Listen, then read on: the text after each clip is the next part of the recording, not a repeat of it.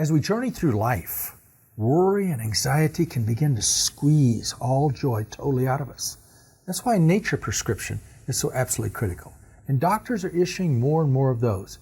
We're going to take a look at the first nature prescription that was ever given. In this highly stressful world which we live in, more and more people are experiencing worry, anxiety, tension, fear of the future, and even the present's becoming hard to live with. That's why a nature prescription is so essential. And doctors are issuing more and more of them. Those doctors that aren't just giving out pills for people to pop for depression, anxiety, stress, worry. Thoughtful doctors are giving out nature prescriptions where people actually spend time in nature, in creation, and get their perspectives straightened out. The first nature prescription that was actually given is found in Matthew chapter 6, verses 25 through 34. It's just very profound, and I would encourage you to read that in detail and let it begin to help you to deal with all this worry. What's in this here?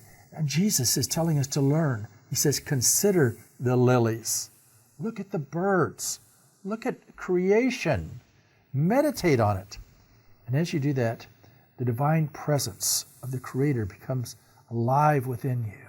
It opens up all kinds of new horizons. Oh, there's so much I want to share with you from God's Word concerning that. But first, to help us to move in a moment, to just lift, let all this anxiety and worry that can choke us, just to kind of just lift it for a moment. I want to share a selection that John Talbot did some years back, and let it begin to minister to our hearts. And as we hear these words, become more and more conscious of all the beauty in the world around us. Meditating on the flowers, the birds, taking a nature prescription and walking in the middle of it all will do so much more for you than just getting dependent on this pill or that pill or this or that. Now, I'm not speaking out against medications. What I am saying, though, is a medication called creation that can do so much for you if you'll just start spending more time in it. I want to encourage you to center the soul on that very sacred place that God has for you at this particular time. Consider the lilies. Learn from the birds. They don't sow and reap, and yet your Heavenly Father takes care of them. Won't He much more take care of you? Consider the lilies means meditate on creation. Go into solitude and let God speak to your heart at this particular moment. The divine Creator who made all of this. Become awakened to the fact that if He can take care on a daily basis, without your help, my help, all the beautiful flowers in the world around us, if He can take care of the birds, He can also take care of us. And we can let go of some of this stuff that's choking life out of us right now. All this daily stress that feels like we got to go, go, go. We can begin to relax. We can start living in the now and not constantly planning the future or worrying about something was said in the past. We can lay it down in the solitude of God's presence. We can let our soul, that's our mind, emotions, and willpower, be healed as the divine Creator does His work within each and every one of us. As He lifts all this pressure from us, all this anxiety from us, all this worry, or how are we going to make it in the future? We barely made it in the past. That just kind of keeps us totally down. Our eyes are opened, and we see how the divine Creator, day after day after day, takes care of providing for the flowers, the lilies, for the birds, and all of His creation. And He'll do the same thing for each and every one of us. We've heard part of that nature prescription, but let's take a moment and let's take a look at it as a whole. Because as we do this, we come to know a freedom that frees us from anxiety and worry. Daily meditation on all that God has created, whether it's the lilies or the birds or whatever, it allows God to come and fill us in a very special and powerful way. So He says, therefore I tell you, do not be anxious about your life, what you're going to eat or what you're going to drink, nor about your body, what you're going to put on. Is not life more than food, and the body more than clothing? Look at the birds of the air. They neither sow, nor reap, nor gather into barns, and yet your heavenly Father feeds them. Are you not of more value than they? And which of you, by being anxious, can add a single hour to the span of life? And why are you anxious about clothing? Consider the lilies of the field, how they grow. They neither toil nor spin. Yet I tell you, even Solomon in all his glory was not arrayed like one of these. But if God so clothes the grass of the field, which today is alive and tomorrow is thrown into the oven, will he not much more clothe you, O you of little faith? Therefore do not be anxious, saying, what shall we eat? Or what shall we drink? Or what shall we wear? For the Gentiles seek after these things, and your heavenly Father knows that you need them all. But seek first the kingdom of God and his righteousness, and all these things will be added to you. Therefore do not be anxious about tomorrow, for tomorrow will be anxious for itself. Sufficient for the day is its own trouble. Wow, what a nature prescription. Now I want to encourage you to take that word, meditate on, perhaps even take your Bible with you out to the fields, the trees, the leaves, the flowers, the birds. And if it happens to be a cold winter day, realize that winter is going to pass soon and spring is going to come alive all around us. The important thing is, though, is that you just lay it down, all the stuff that's eating on you day after day after day, move into solitude with God, the creator of heaven and earth, the one who's made all of this, and let him speak to you a word of his peace that passes all understanding. Paul goes on and says in Philippians chapter 4, be anxious for nothing, but in everything, with prayer and supplication, with thanksgiving, let your requests be known unto God. And the peace of God that passes all understanding shall be yours in Christ Jesus our Lord. And then he goes on and tells you actually where to put your mind at. Creation helps you do that. So here it is, the first nature prescription, written out, provided free of charge, that would do so much more for you than getting dependent upon this anxiety medication or that one or another one. But come into the presence of Almighty God. Let him speak to your heart. For you see that Jesus is the way, the truth, and the life. No one comes to the Father except through him. We're told that in John 14. So we're also told, though, that we can cast all our cares upon him because he cares for us. So much so, he died on the cross to break the barrier seen between us and the Creator, Father God, and then he conquered death and rose from the dead. And you see that in every seed that brings forth that beautiful flower, or that tree. We see it in all of creation around us. Christ is risen, is what creation declares. And you and I can rise above all this fear and this worry and experience the power of God. Now, combining the Word of God with the works of God, known as creation, just does so much in our lives. That's why it's important that we hear the Word of God, and there's a scripture and a promise for any and every problem that you're facing, and let it go to work in our lives. And as we do, we're going to see God do exceedingly abundantly beyond what we can even ask or think. So come and meditate on the Word of God at this time as you move into the wonders of His creation. Let the trees of the forest sing for joy before the Lord, for He is coming to judge the earth. 1 Chronicles 16:33.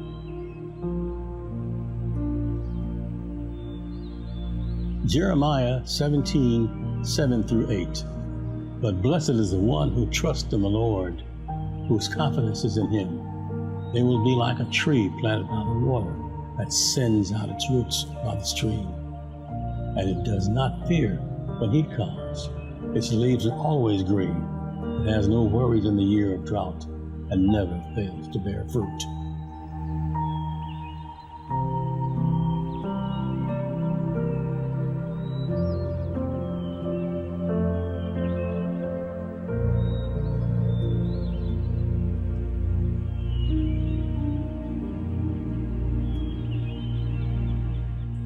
John 15:1-8.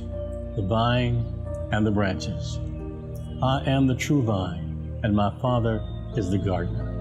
He cuts off every branch in me that bears no fruit, while every branch that does bear fruit, He prunes so that it will be even more fruitful. You are already clean because of the word I have spoken to you. Remain in me as I remain in you. No branch can bear fruit by itself. It must remain in the vine.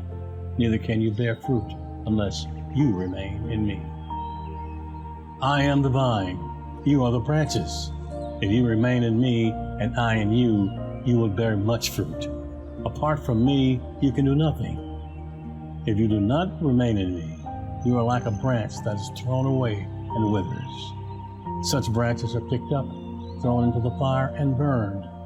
If you remain in me, and my words remain in you, ask whatever you wish, and it will be done for you. This is my Father's glory, that you bear much fruit, showing yourselves to be my disciples.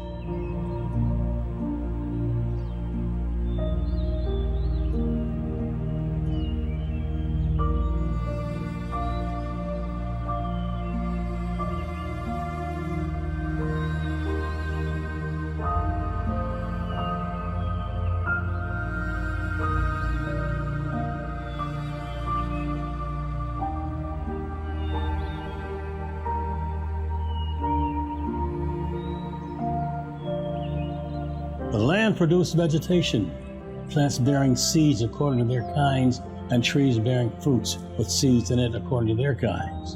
And God saw that it was good. Genesis 1, verse 12.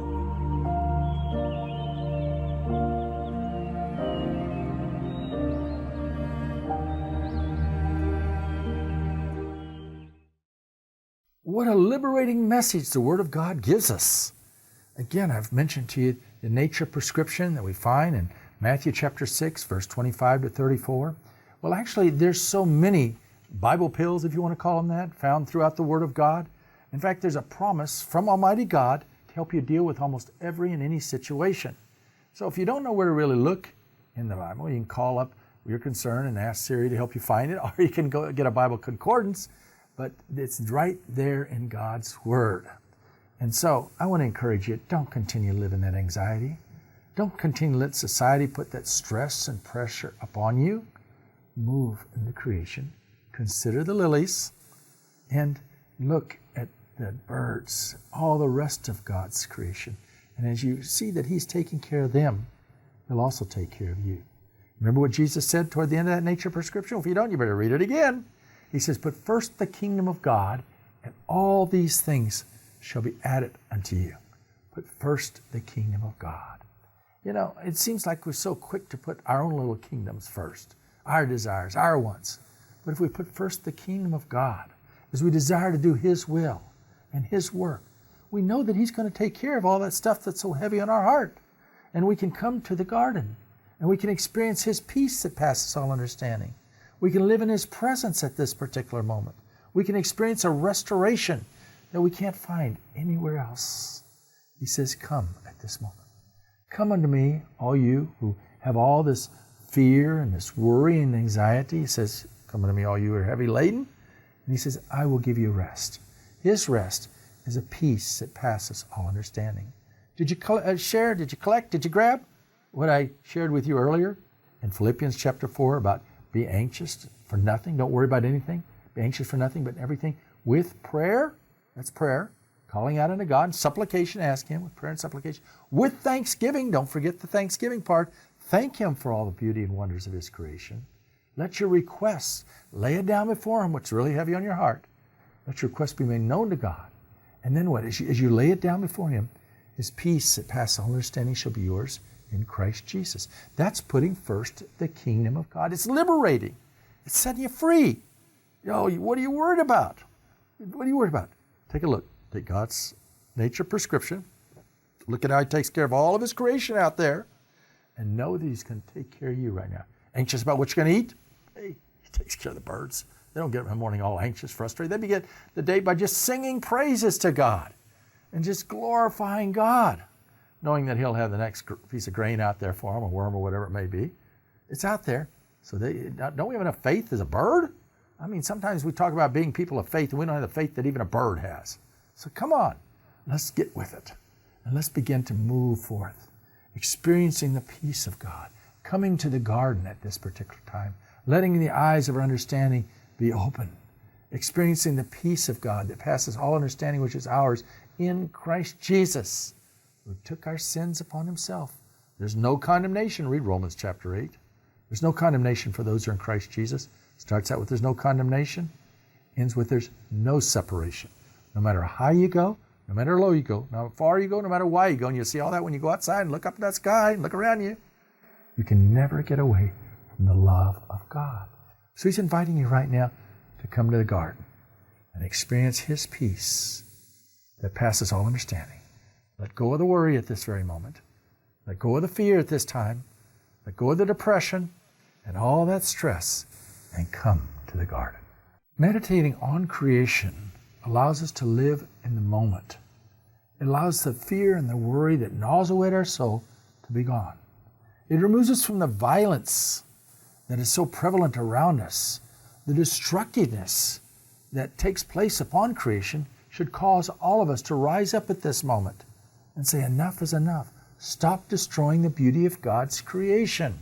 Instead, let's allow that healing to unfold in our lives at this particular time. Let's meditate on it. Let's live in the now and not keep running around in our minds at 100 miles an hour, but stop. Go outside. Look around. Consider the lilies and the birds and begin to praise God the same way that they do. Begin to reflect on the kingdom of God. Let the peace of God that passes all understanding be yours today. And as you do that, you're going to see Him do exceedingly beyond what you can ask or think. There were numerous problems that I encountered in the last 24 hours, and I had a human tendency to get up, try to fix them myself. But actually, if I'd done that, I'd have made things a whole lot worse. Instead, I found myself on my knees, calling out unto God. I found myself walking and talking to Him. And then I began to have Him impress upon me certain things. And as I shared them with those that were having those kind of problems, other problems out there, I began to see things fall into place. And I began to see the Lord do a miracle that just hours earlier seemed like a total impossibility. He will do the very same thing to you at this moment. It's no accident you tuned in. You can experience peace in your life at this moment. The first thing you need to do is surrender that life to Jesus. Call upon Him in this day of trouble. He will hear you. He'll deliver you. Ask Him to be your Lord and Savior. Look at the mess you've made by running around trying to fix it yourself. Maybe it's a mess you've made in your marriage. Maybe it's a mess on the job or with the children, and the hostilities getting worse and worse, and the walls are getting higher and higher. Let Him pull them down now. And let His love and peace that passes all understanding sweep through you as you commit your life to Him at this moment, as you commit that thing that's so heavy on your heart to Him at this moment, and meditate on the wonders of His creation. Consider the lilies and the birds. Have faith, and like a bird, even more so, because you know the resurrected Christ. Over 500 people saw Him. History declares that Christ is risen. All of creation declares that Christ is risen. So let's move forth in that resurrection power that is ours right now as we take that nature prescription and move into solitude with God, meditating on the works of God, combining it with the Word of God. And suddenly, we're going to unlock the unlimited as we begin to pray. And we're going to see Him do exceedingly abundantly beyond we can even ask or think. So come to the garden now. Come into the presence of God. And let His light, His love, His resurrection power flow in you and through you. Don't just keep stumbling through life, going from one worry to another worry to another worry. Experience the peace of God, the love of God, and the grace of God. And as you do that, the miraculous is going to unfold before you. And truly, the divine presence of God is going to come upon you. And you're going to see Him do so much more than you thought was ever possible. Go back, reread that nature prescription in Matthew chapter 6, 25 to 34, and begin to apply it along with all the promises of God and the Word of God. Meditate, move into solitude with God, and let His love flow in you and through you at this time. For the Scripture says, if anyone be in Christ, they're a new creation. The old has passed away, the new has come. 2 Corinthians 5:17. Let that happen in your life right now and watch the miracles that take place.